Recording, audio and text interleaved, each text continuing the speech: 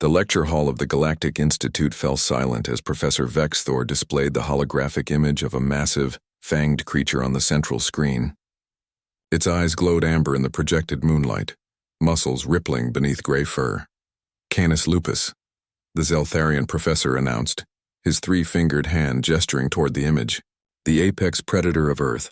Status extinct. Eliminated approximately 12,000 of their years ago, when early humans competed for resources. Lisa Chen sat in the third row, her fingers drumming against her datapad. She glanced at Nick Rodriguez beside her, catching the slight smirk playing at the corner of his mouth. They both knew what was coming. The extinction of this species, Professor Vexthor continued, his scales shifting to a deeper purple, a sign of academic satisfaction among his kind, represents a typical pattern across developing civilizations. Apex predators invariably fall to intelligent tool users. It is the natural order. A Krillian student in the front row raised her crystalline appendage. Professor, were these creatures truly as dangerous as the records suggest? Indeed, Vexthor replied. Human archives describe them as merciless killers. Pack hunters with bite force exceeding 400 kilopascals. They terrorized early human settlements, stealing livestock, attacking travelers. Their elimination was necessary for human civilization to flourish. Lisa couldn't hold back any longer. Professor?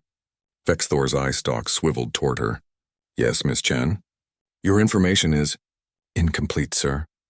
A ripple of curiosity passed through the diverse student body. The Arcturian beside Lisa leaned away slightly, his sensory tendrils twitching with interest. Incomplete. Vexthor's scales flushed orange, irritation. I assure you, these records come from Earth's own historical databases, submitted when humanity joined the galactic community. Old databases, Nick interjected, standing up. We've been meaning to submit corrections. Corrections? Vexthor's voice carried an edge. Are you suggesting that humans did not drive these creatures to extinction? Lisa stood as well, reaching into her bag. Not exactly, sir. You see, wolves never went extinct. Impossible. The genetic surveys conducted upon Earth's admission showed no such.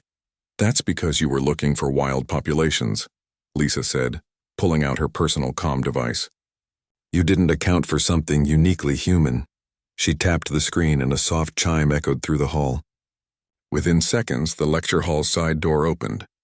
The sound of clicking nails on polished floor made every alien head turn. Into the xenobiology classroom walked a massive gray wolf. The reaction was instantaneous. The Krillian student shrieked and phased partially out of sync with normal space. Two Bendari students deployed their defensive carapaces. Even Professor Vexthor stumbled backward, his scales flashing bright red. Alarm. Everyone please stay calm, Nick said, walking toward the wolf with casual confidence. This is Ghost. He's a trained therapy animal and completely safe. The wolf, easily 100 pounds of muscle and fur, padded calmly to Nick's side, sitting when Nick gestured. His amber eyes surveyed the room with intelligence that made several students shift uncomfortably. This is a Canis lupus, Vexthor whispered, his scales cycling through colors too rapidly to interpret. A living specimen? Yes, sir, Lisa confirmed, approaching Ghost and running her hand through his thick fur. The wolf's tail wagged, thumping against the floor. Wolves never went extinct. Humans domesticated them. Domesticated? The Arcturian student spoke up, his translator struggling with his shock. You took an apex predator and made it a companion. About 40,000 years ago, Nick explained, kneeling beside Ghost. Long before we developed agriculture or built cities, we formed a partnership with wolves. The friendly ones helped us hunt. We shared our food with them. Over generations, they evolved alongside us. Lisa pulled up a new hologram on her datapad, projecting it beside the professor's extinct wolf image. This is Ghost's genetic profile. He's descended directly from those ancient wolves. But here's the interesting part. We didn't just domesticate them. We created hundreds of specialized varieties. Images flooded the display. Tiny Chihuahuas, massive St. Bernards, sleek greyhounds, fluffy Pomeranians, loyal German Shepherds. 450 recognized breeds, Lisa continued. From animals that fit in your palm to ones that weigh 200 pounds. Some bred for hunting, some for herding, some for rescue work, some purely for companionship. All from the same apex predator you declared extinct. Professor Vexthor approached slowly, his academic curiosity overriding his fear. But why? Why would you keep such dangerous creatures in your homes? Nick scratched behind Ghost's ears, earning a contented rumble from the wolf.